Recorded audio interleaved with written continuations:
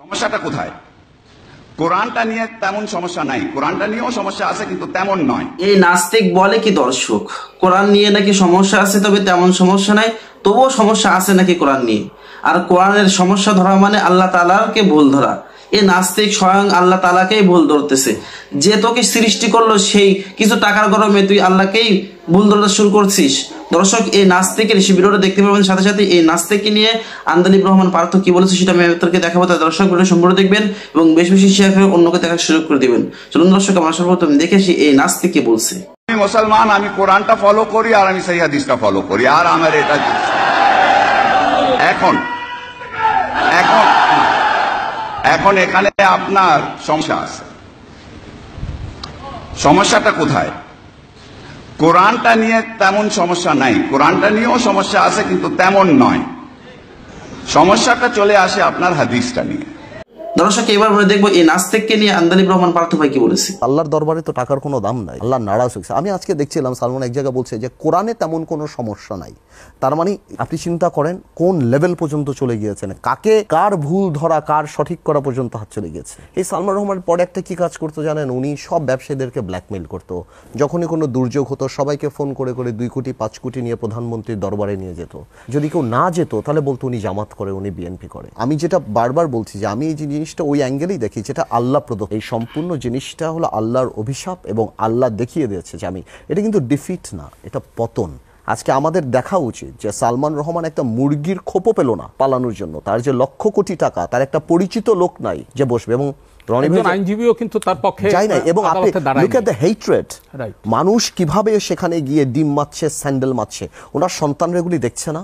আপনি যদি টাকা পয়সা কামাই করেন না, দ্যাটস প্রফিট। আপনি যখন অনেক বেশি সম্পত্তি করবেন, লাভ হবে, দ্যাটস গ্রোথ। ওর মধ্যে যখন মোরালিটি থাকবে, দ্যাটস সাকসেস।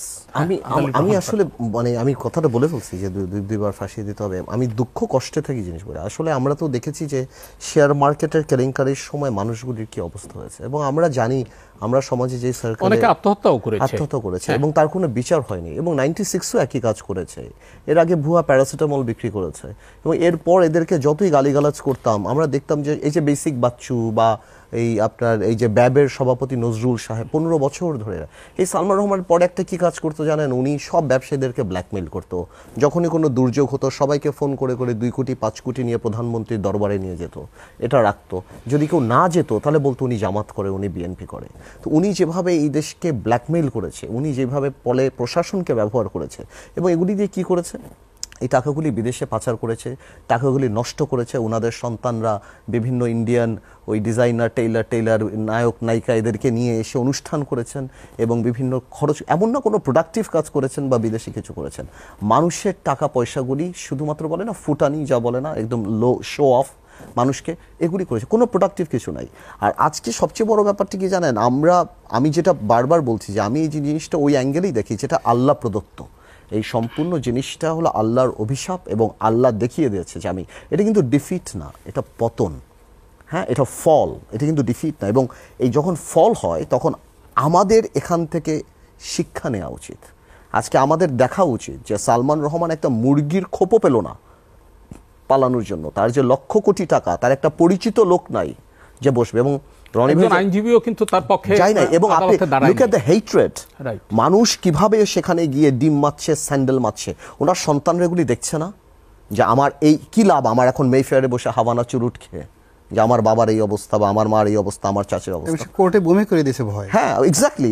আছে কি লাভ কি? আমি যখন দেখছি সোশ্যাল স্ট্যান্ডার্ড কোথাও গেল, টাকা doesn't matter, even a prostitute makes money, right? It seriously doesn't matter আপনি কতটা পায় টাকার সাথে। যদি শুনেন, আমি আপনাকে একটা কথা বলি, এই কথাটা মনে রাখবেন, আপনি যদি টাকা পয়সা কামাই করেন না, দ্যাটস প্রফিট। আপনি যখন অনেক বেশি সম্পত্তি করবেন, লাভ হবে, দ্যাটস গ্রোথ। ওর মধ্যে যখন মোরালিটি থাকবে, that's success, that is success. So আজকে সালমান রহমানদের কোটি কোটি হাজার হাজার লক্ষ কোটি টাকা, সালমান কেন, সালমান বলেন, এসালম বলেন, যাদের বলেন, এদের জন্য কি অপেক্ষা করছে, এই যে অসম্মানী অপেক্ষা করছে, যেটা রনি একদম ঠিক মতো বলেছে, এদের সন্তানরা ভবিষ্যতে কি মুখ দেখাবে, কার সাথে কথা বলবে। এটা তো আল্লাহ তো ওইটা রেখে, আমি বললাম না যে ওনার মনে করেছিল যে অন্য কাউকে টাকা দিয়ে দেবে, কিন্তু আল্লাহর দরবারে তো টাকার কোনো দাম নাই, আল্লাহ নারাজ হয়েছে। আমি আজকে দেখছিলাম সালমান এক জায়গায় বলছে যে কোরআনে তেমন কোনো সমস্যা নাই। তার মানে আমি জানি আপনি দেখেছেন নাকি ওনার একটা বক্তব্যে, আপনি চিন্তা করেন কোন লেভেল পর্যন্ত চলে গিয়েছেন, কাকে কার ভুল ধরা কার সঠিক করা পর্যন্ত হাত চলে গেছে।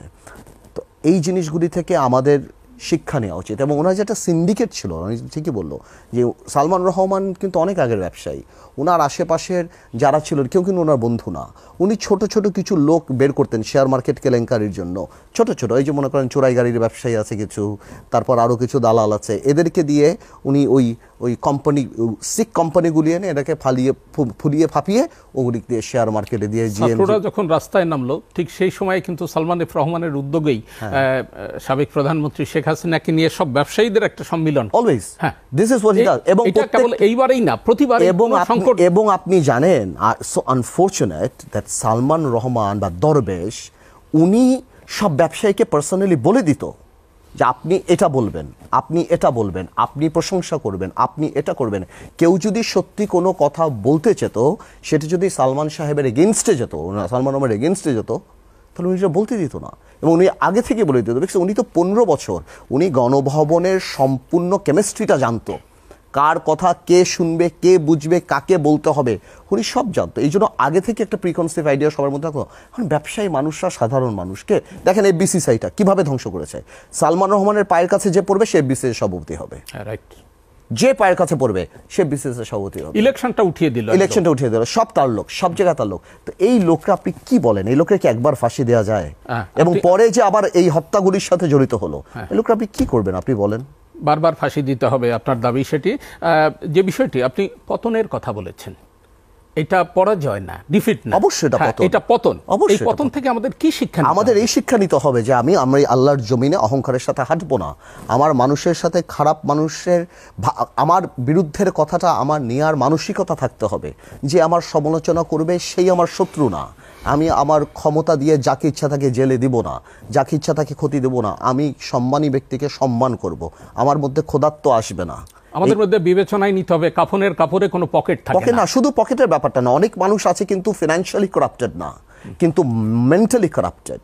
তারা তাদের বিরুদ্ধে করে কিছু ইন্টেলেকচুয়ালি মেন্টালি করাপ্টেড, তারা তাদের বিরুদ্ধে কিছু নিতে চায়। আমাদের এই জিনিসগুলি মাথায় আনতে হবে। এবং আরেকটা জিনিস মাথায় আনতে হবে, যদি আমরা দেশকে ভালো, আজকের দিনে কোনো ব্যক্তির পক্ষে দেশ চালানো সম্ভব না, দেশ চালাবে system.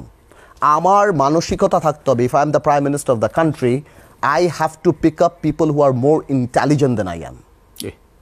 I may be politically qualified. So আমার চেয়ে বুদ্ধিমান ব্যক্তি আমার ক্যাবিনেটে থাকবে, সো দ্যাট আমি ইচ্ছা করলেও আমি করতে পারবো না।